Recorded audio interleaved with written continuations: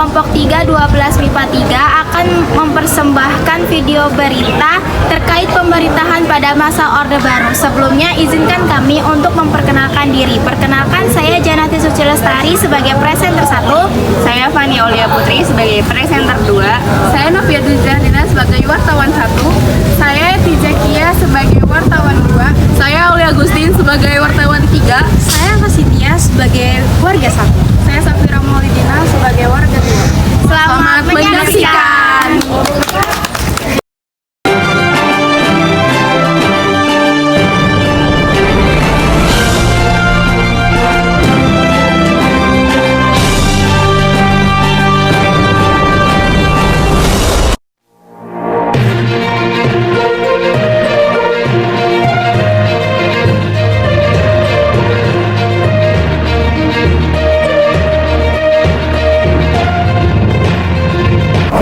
Pemirsa, kembali bersama informasi pagi dengan Jejak Fakta.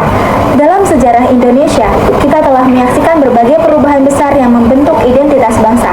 Salah satu periode yang paling berpengaruh adalah masa pemerintahan Orde Baru yang berlangsung dari tahun 1966 hingga tahun 1998. Masa ini menjadi titik penting dalam sejarah politik dan sosial Indonesia.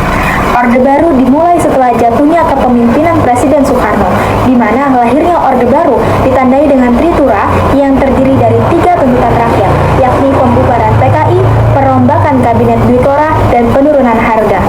Akan tetapi, sikap Presiden Soekarno bertolak belakang dengan aksi-aksi mereka, hingga terjadi peristiwa G30 SPKI yang membuat rakyat Indonesia menurunkan kepercayaannya terhadap pemerintahan Soekarno. Peristiwa G30 SPKI adalah salah satu penyebab menurunnya kredibilitas Soekarno.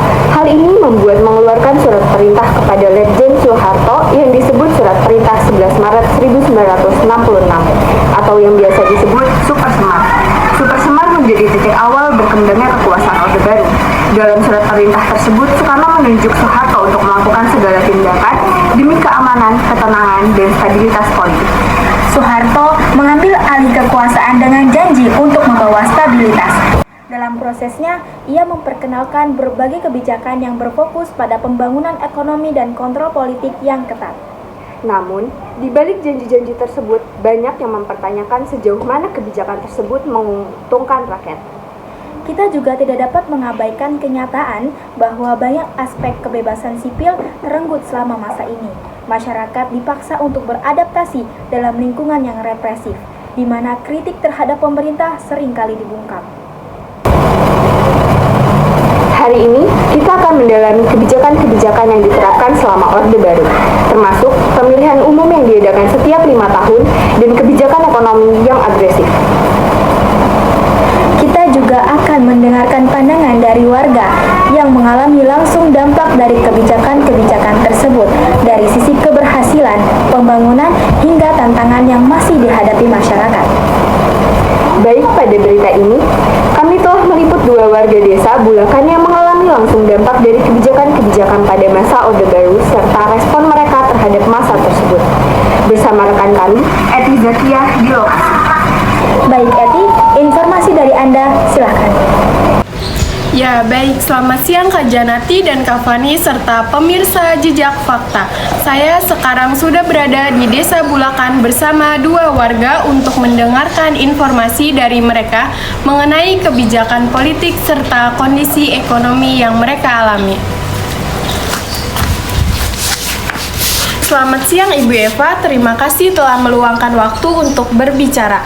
Bisakah Ibu jelaskan tentang kebijakan politik yang diterapkan di masa Orde Baru di bawah kepemimpinan Presiden Soeharto?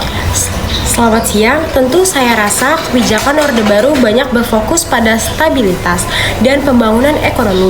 Namun, ada juga sisi gelapnya, seperti pengekangan kebebasan berekspresi. Menurut Ibu, bagaimana dampak dari kebijakan tersebut terhadap masyarakat? Dampaknya cukup kompleks. Di satu sisi ada pertumbuhan ekonomi dan pembangunan. Betul, memang ada pemilihan umum setiap 5 tahun sekali. Tapi di masa ini tuh pemilunya belum mulai. Namun pemenangnya sudah ketahuan siapa. Nah, pembagiannya berdasarkan yang saya pahami. Ketiga, pada pada tahun 1967 sampai 1972 adanya konsolidasi kekuasaan dengan menyingkirkan pengaruh Partai Komunis Indonesia atau PKI, membentuk Golkar sebagai kendaraan politik utama untuk menguasai parlemen, memperkuat peran militer dalam politik dengan doktrin dui fungsi ABRI atau Angkatan Bersenjata Republik Indonesia. Pada tahun 1973 sampai 1978 adanya penggabungan partai politik menjadi 3 PPP, Partai Persatuan Pembangunan, PDI, Partai Demokrasi Indonesia, dan Golkar, menguatkan kontrol terhadap media dan kebebasan berpendapat melalui Undang-Undang Pers, menerapkan politik stabilitas nasional untuk mendukung pembangunan ekonomi. Kemudian pada tahun 1978 sampai 1983 pemilu menekan gerakan mahasiswa dan kelompok oposisi yang mulai menuntut demokrasi dan reformasi politik, menerapkan asas tunggal Pancasila sebagai dasar semua organisasi dan partai politik di Indonesia. Lanjut, di tahun 1983 sampai 1988 Presiden Soeharto melanjutkan politik stabilitas dengan memperkuat peran Golkar dalam pemerintahan, menekankan pentingnya loyalitas politik kepada pemerintah untuk menjaga stabilitas dan pembangunan ekonomi, serta pada tahun 1988 sampai 1993 memulai program dui fungsi ABRI secara lebih luas yang memberikan peran ganda militer dalam bidang keamanan dan politik, mengontrol oposisi politik melalui tekanan dan pembatasan terhadap partai politik dan gerakan mahasiswa, dan pemilu terakhir pada tahun 1993 sampai 1998 menghadapi tekanan dari dalam luar negeri untuk melakukan reformasi politik dan demokratisasi. Terjadi berbagai aksi protes yang dipimpin mahasiswa dan masyarakat sipil yang menuntut perubahan. Kemudian bagaimana dengan pelanggaran hak asasi manusia yang sering dilaporkan selama masa itu? Itu memang menjadi salah satu catatan hitam. Banyak kasus penghilangan orang secara paksa dan penahanan tanpa proses hukum yang jelas. Masyarakat takut untuk berbicara. Oke, baik. Terima kasih Ibu Eva mengenai penjelasan yang diberikan. Pemirsa, berdasarkan apa yang kita dengar bahwa selama kebijakan politik berlangsung pada periode ini, meskipun pemilihan diadakan, banyak yang meragukan keadilan dan transparansi prosesnya, sehingga sistem politik lebih bersifat otoriter daripada demokratis. Selanjutnya, pemirsa Jejak Fakta, saya akan menanyakan kepada satu warga lagi mengenai kebijakan ekonomi. Baik, selamat siang Ibu Safira. Bisakah Ibu sampaikan terkait kebijakan ekonomi yang diterapkan pada masa Orde Baru? Selamat pagi. Tentu kebijakan ekonomi di masa Orde Baru banyak berfokus pada pembangunan infrastruktur dan stabilitas ekonomi. Ada beberapa program yang berhasil, tetapi ada juga dampak negatifnya. Apa saja program yang Ibu anggap berhasil? Program-program seperti pembangunan jalan, jembatan, dan sektor industri berhasil meningkatkan aksesibilitas dan menciptakan lapangan kerja. Pertumbuhan ekonomi cukup signifikan selama periode itu. Namun, banyak yang mengatakan bahwa kebijakan tersebut juga menyebabkan kesenjangan sosial. Apa pendapat Ibu? Benar, meskipun ada pertumbuhan, banyak yang merasa terpinggirkan. Keuntungan dari pertumbuhan ekonomi tidak merata, dan beberapa kelompok masyarakat tetap hidup dalam kemiskinan, apalagi pembangunan hanya terpusat di Pulau Jawa. Bisakah Ibu jelaskan pembagian kebijakan ekonominya? Tentu. Jadi yang pertama itu ada kerjasama Indonesia dengan IMF. Dalam hal ini, Presiden Soeharto melakukan pinjaman dana dari IMF serta Bank Dunia untuk pembangunan nasional. Setelah itu, kerjasama dengan IMF pun berkembang menjadi hubungan bilateral antara Indonesia dengan Amerika. Berikutnya, ada pula konsorsium yang bernama International Government Group on Indonesia atau IGGI. Yang kedua, Repelita, kebijakan ekonomi Orde Baru. Berikutnya adalah Repelita atau Rencana Perbangunan 5 tahun. Kebijakan ini berlangsung sejak tahun 1969 sampai 1994. Adapun penyusun konsep Repelita yaitu Widjojo Nitisastro yang kala itu menjabat sebagai penasihat ekonomi Orde Baru sekaligus Kepala Badan Perencanaan Pembangunan Nasional. Konsep yang dibawa oleh Widjojo tersebut akhirnya diresmikan pihak pemerintah Orde Baru yang mempunyai tujuan untuk meningkatkan sarana serta kegiatan ekonomi. Yang ketiga, pemulihan ekonomi nasional. Hal ini dilakukan dengan beberapa upaya seperti pergabungan Indonesia dengan IMF dan kembalinya menjadi bagian dari PBB. Yang keempat, Undang-Undang Penanaman Modal Asing atau PMA serta Penanaman Modal Dalam Negeri PMDN. Kedua undang-undang tersebut disahkan pada 1967 serta 1968 untuk membuka perekonomian serta kegiatan di sektor swasta. Yang kelima itu ekspor. Hal ini bertempatan dengan meningkatkannya utang luar negeri dan jatuhnya harga minyak pada 1980-an. Itulah sebabnya pemerintahan peningkatan kegiatan ekspor barang dengan membebaskan bea cukai serta penggulangannya devaluasi rupiah dan yang berakhir pada 1974. Terjadi peristiwa malari atau protes besar-besaran dari masyarakat akibat meningkatnya pemodalan asing yang masuk. Hal itu pembuatan pemerintah menerapkan kebijakan penyertaan investasi asing. Baik, Ibu Safira, terima kasih telah memberikan informasi kepada kami terkait kebijakan ekonomi pada masa Orde Baru. Untuk sementara demikian informasi yang dapat saya sampaikan kepada Anda. Selanjutnya kembali ke studio.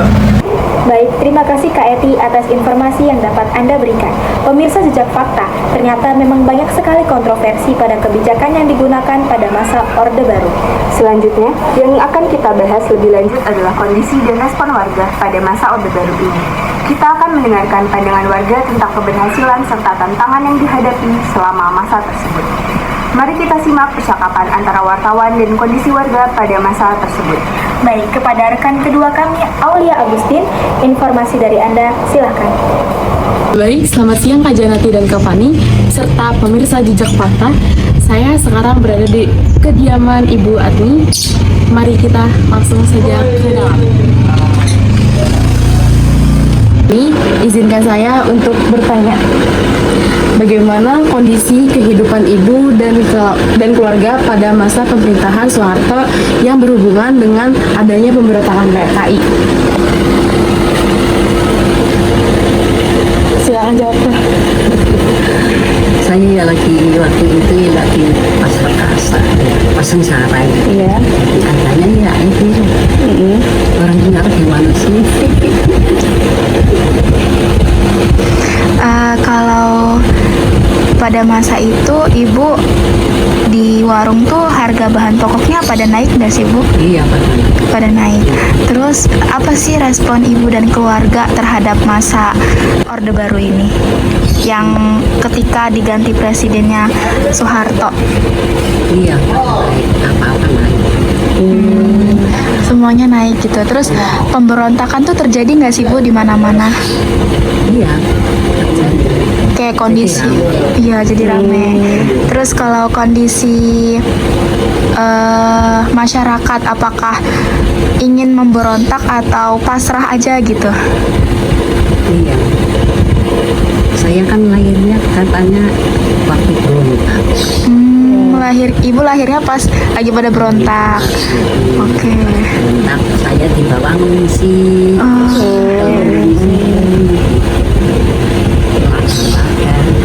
Apanya di situ Oke.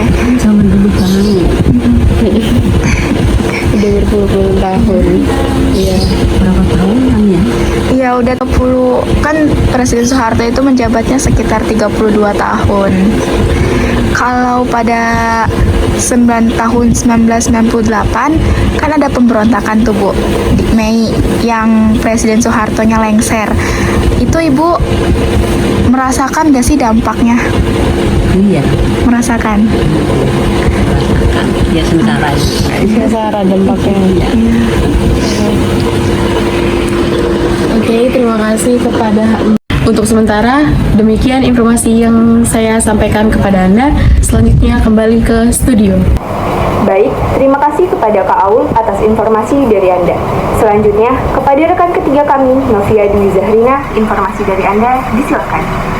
Baik, sekarang saya bersama salah satu guru di SMA Negeri 3 Cilegon, yaitu Bapak Kan. Baik, Pak, izinkan saya untuk bertanya, bagaimana kondisi kehidupan Bapak dan keluarga pada masa pemerintahan Soeharto? Terima kasih atas pertanyaannya. Memang Bapak lahir pada era Soeharto, kurang lebih Bapak pada saat itu usia SD sampai SMP, kami itu satu bekerja. Pada masa itu memang kondisi ekonomi Indonesia terutama memang sangat menggembirakan,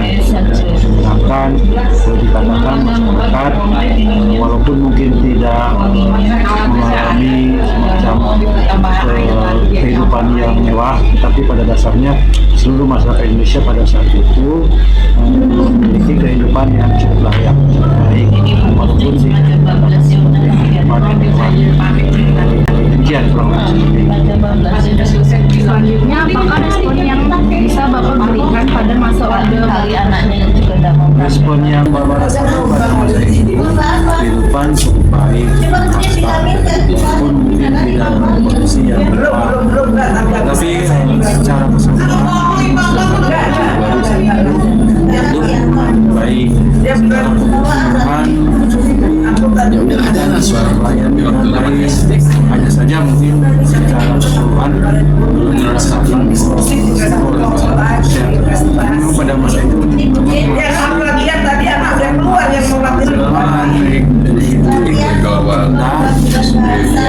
mengalami perubahan-perubahan jadi rasanya yang baik memang mengalami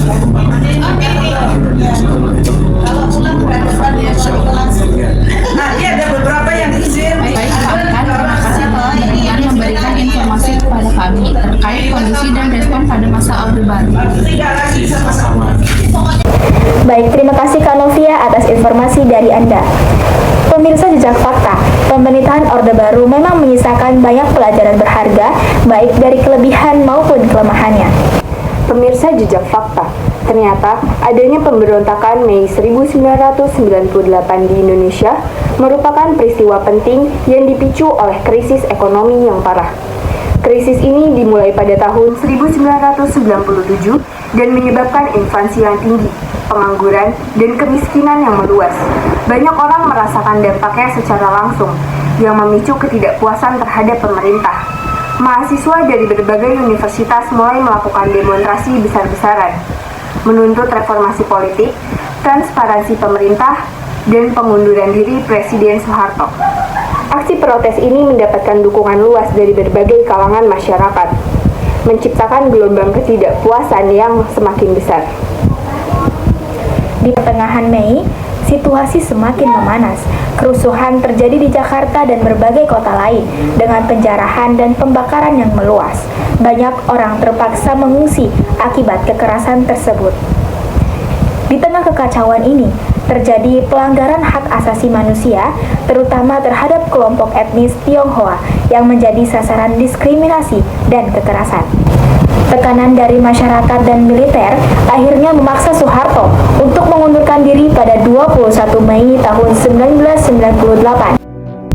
Saya memutuskan untuk menyatakan berhenti dari jabatan saya sebagai Presiden Republik Indonesia terhitung sejak saya bacakan pernyataan ini pada hari ini, Kamis 21 Mei 1998. Keputusan ini menandai berakhirnya Orde Baru dan membuka jalan bagi reformasi yang diharapkan dapat membawa perubahan positif bagi Indonesia.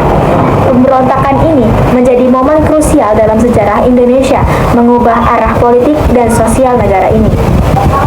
Demikian berita dari kami terkait masa Orde Baru di bawah kepemimpinan Presiden Soeharto. Saya Fani Aulia Putri dan saya Janati Susilestari.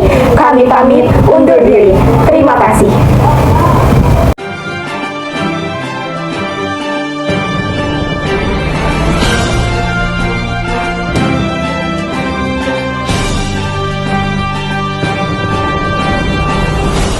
Sekian video berita yang dapat kelompok kami persembahkan. Kurang lebihnya mohon maaf. Wassalamualaikum warahmatullahi wabarakatuh.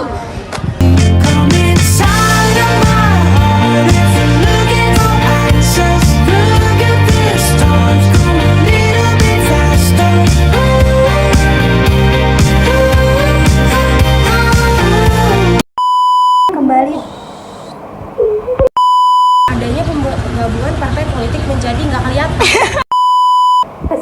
Pemirsa Jejak Fakta.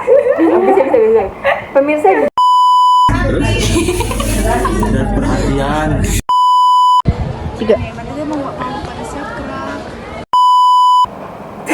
kejauhan ya Jan. Kejauhan.